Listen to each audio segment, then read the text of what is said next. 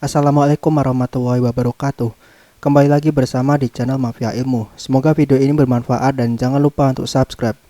Setelah Nabi Ibrahim selesai berdialog dengan Raja Namrud, akhirnya Raja Namrud kalah berdebat dan terdiam.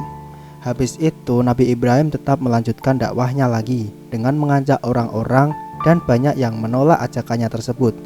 Hanya sedikit orang yang mau mengikutinya. Satu orang laki-laki dan satu orang perempuan yang terkenal nih, yaitu Sarah dan Lut.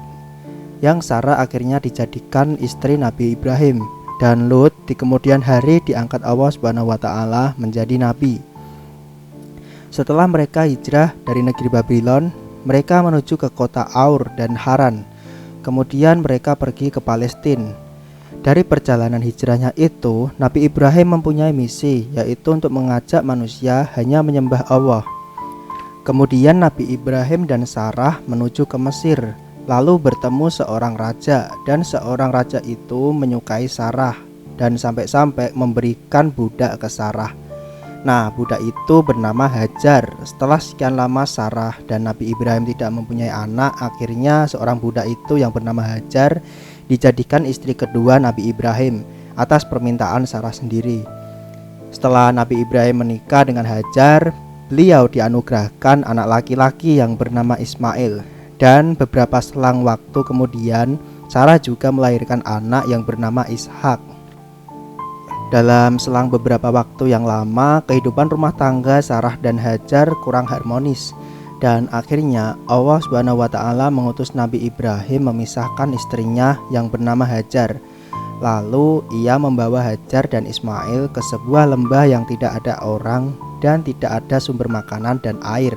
Lalu lembah itu sangat panas sekali. Di sanalah Nabi Ibrahim meninggalkan Hajar dan anaknya Ismail yang masih menyusui. Beliau berpisah bukan karena keinginannya sendiri, tapi karena perintah dari Allah. Nabi Ibrahim dengan tabah cobaan yang diberikan dan melanjutkan perjalanan pulang ke istrinya Sarah. Ketika Siti Hajar ditinggalkan, ia hanya mempunyai bekal yang tinggal sedikit. Setelah kehabisan, beliau mencari sumber air karena yang di saat itu Ismail menangis karena dalam keadaan haus.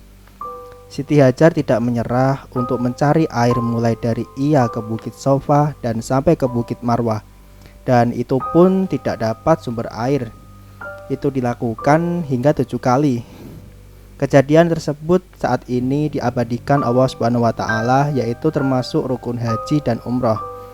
Kemudian Allah Subhanahu wa taala menganugerahkan sumber air yang tiba-tiba muncul di bawah kaki telapak Ismail. Kemudian air itu diminumnya. Seketika itu air sudah mulai banyak. Lalu Siti Hajar membuat kolam agar airnya tidak kemana-mana. Nah, pada peristiwa tersebut ada seorang musafir dan minta izin bergabung atau minta air tersebut untuk dibuat bekal. Setelah beberapa hari, satu persatu orang mulai menetap di situ. Dan lama-kelamaan semakin ramai yang akhirnya daerah itu yang namanya sekarang adalah Mekah. Nabi Ibrahim sekian lama tidak bertemu istrinya dan anaknya, Hajar dan Ismail. Beliau pun rindu. Lalu beliau menuju ke tempat yang dulu istrinya ditinggalkan. Setelah sampai di sana, beliau tidak menyangka daerah yang dulunya sepi, tandus dan tidak ada kehidupan sekarang sudah ramai sekali. Dan Nabi Ibrahim ketemu dengan mereka. Setelah melakukan perjalanan yang jauh, Nabi Ibrahim pun tertidur dan ia bermimpi yang tatkala mimpi tersebut ialah wahyu dari Allah Subhanahu wa taala. Nabi Ibrahim disuruh menyembelih Ismail yang dimana pada waktu itu Nabi Ibrahim lagi pas sayang-sayangnya sama anak. Dan ini merupakan ujian yang sangat berat bagi seorang bapak. Setan pun membisikkan kepada Nabi Ibrahim dan Nabi Ibrahim pun tetap melaksanakan apa yang diperintahkan Allah Subhanahu wa taala. Kemudian Nabi Ibrahim berbicara kepada Ismail, "Hai anakku, sesungguhnya aku melihat dalam mimpi bahwa aku menyembelihmu, maka pikirkanlah apa pendapatmu." Kemudian Ismail menjawab, "Wahai bapakku, kerjakanlah apa yang diperintahkan kepadamu. Insya Allah kamu akan mendapatiku termasuk orang-orang yang sabar." Kemudian Nabi Ibrahim membawa Ismail ke dataran tinggi lalu membaringkan Ismail dan menutup matanya dengan kain. Ketika Nabi Ibrahim mulai menyembelih Ismail, tiba-tiba ditukarlah kambing yang gemuk dan sehat dan Nabi Ismail masih hidup.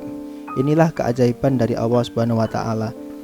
Dengan adanya peristiwa tersebut, Allah Subhanahu wa taala mengabadikan setiap tanggal 10 Dzulhijjah untuk melakukan ibadah kurban. Sekian dari video tersebut, dan jangan lupa share video ini apabila bermanfaat. Apabila ada tutur kata yang kurang berkenan, mohon dimaafkan. Wassalamualaikum warahmatullahi wabarakatuh.